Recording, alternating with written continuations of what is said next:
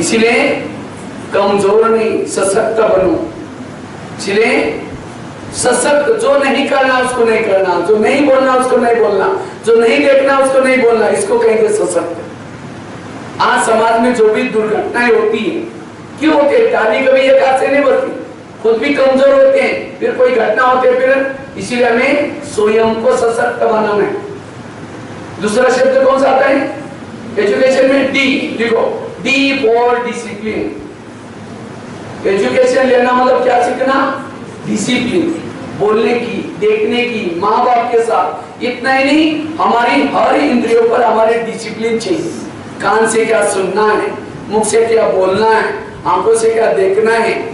जब अनडिसिप्लिन व्यक्ति बन जाता है तब घटनाएं होती है, तब गलत काम होता है। इसलिए शिक्षा लेना आता अपने आप को डिसिप्लिन में चलाना, क्योंकि मानव के डिसिप्लिन से प्रकृति चलती है।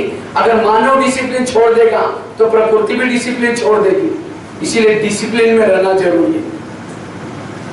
आगे का शब्द यू, यू फॉर यूनिटी, एकता। एक उंगली तो कर लड्डू बनाएगी, 5 उंगलियां लड्डू बना सकती है, अकेला व्यक्ति कुछ नहीं कर सकता। इसलिए एकता में रहना। एक ने कहा, दूसरे ने माना, एकता। आज देख रहे हैं पति पत्नी का बनता नहीं, एक दूसरे का बनता नहीं, एक का मुंह उधर, दूसरे का मुंह इधर। पढ़े लिखे हैं लेकिन एकता नहीं सीखी, इसलिए प्रॉब्लम्स है। आगे का शब्द कौन सा आता है? सी लिखो, सी फॉर कैरेक्टर बिल्डिंग। कैरेक्टर, चरित्र। कहते हैं धन गया थोड़ा कुछ गया, हेल्थ गई थोड़ा कुछ गया, चरित्र गया सब कुछ गया। लेकिन आज के युवा पीढ़ी क्या समझते? चरित्र गया कोई हर्जा नहीं, हेल्थ गई ठीक कर देंगे, धन गया सब कुछ गया। आज के पढ़े लिखे लोग चरित्र को बेच करके धन इकट्ठा कर रहे हैं।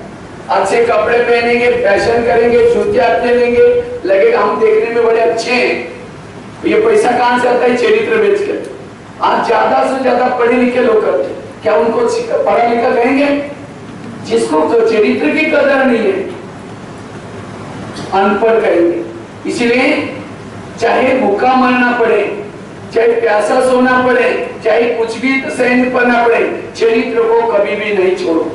चरित्र आपकी संपत्ति है।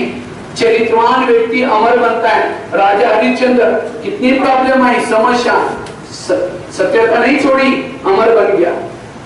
इसलिए हमें चरित्र को संभाल कर रखना है। चरित्र हमारी प्रॉपर्टी है।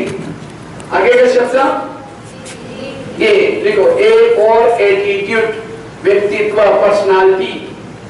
पर्सनालिटी 2 प्रकार की होती है, एक होता है इनर पर्सनालिटी, दूसरी होती है आउटर पर्सनालिटी। लेकिन आज की युवा पीढ़ी कौन सी पर्सनालिटी डेवलप कर रहे हैं? आउटर। ऐसे कपड़े पहनेंगे, ऐसे एक्शन करेंगे, ऐसा कोई श्रृंगार करेंगे और दूसरों को अपनी तरफ आकर्षित करेंगे। लगता है मेरी पर्सनालिटी बड़ी अच्छी है, मुझे फोटो बार बार देखते हैं। यहाँ रखना, आउटर पर्सनालिटी की तरफ किसी को आकर्षित किया, उसका भी पतन, खुद का भी पतन।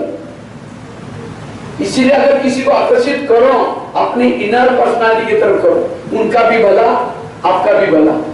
महात्मा गांधी की कौन सी पर्सनालिटी थी? इनर थी, आउटर थी? इनर। आउटर में बुजुर्ग थे, डंडा लेके चलते थे, सत्यता और अहिंसा। इसी तरह क्लास में कोई सर या मैडम नहीं है, ध्यान से बैठे, अपनी पढ़ाई कर रहे, शांति से बैठे, होमवर्क कर रहे, आपको देख करके दूसरे बच्चों को भी प्रेरणा मिले, देखो ये कितनी शांत है। इसको कहते हैं इसकी इनर पर्सनालिटी। इसलिए इनर पर्सनालिटी को डेवलप करो। आज देवताएं कितनी सुंदर हैं, तो भी उनको आउटर पर्सनालिटी को देख करके कोई पूजा नहीं करते। उनके अंदर इनर पर्सनालिटी थी, वो हर्षित मुक्त थे, नम्रचित थे, गुणों को लेकर के उनकी पूजा की जाती है। आउटर पर्सनालिटी वालों की पूजा नहीं होती। इसी इनर पर्सनालिटी को डेवलप करना। आगे का शब्द टी, टी फॉर टॉलरेंस, सहन करना सीखना। मैं आपको शिक्षा लेना मतलब कौन से लेसन सीखना, इसका भाव आपको बता रहा हूं। अगर शिक्षा लेने के बाद इंपावर नहीं बने, डिसिप्लिन नहीं सीखा, यूनिटी नहीं सीखा, कैरेक्टर नहीं सीखा, आपने शिक्षा नहीं ली, अक्षर ज्ञान लिया। अक्षर ज्ञान वालों को साक्षर कहेंगे, एजुकेटेड नहीं कहेंगे। एजुकेटेड वाला कभी भूले नहीं कर सकता, वो अनपढ़ है। आजकल तो अनपढ़ लोगों को भी क सिखा करके साक्षर बनाते। केवल साक्षर नहीं बनो, एजुकेटेड बनो। इसलिए एक एक शब्द का हमें जीवन में लाना है। तो टी फॉर टॉलरेंस। पहले जमाने में बच्चों को कुछ नहीं आता था, टीचर सामने बुला करके उसके हाथ पर छड़ी मारते थे। क्यों?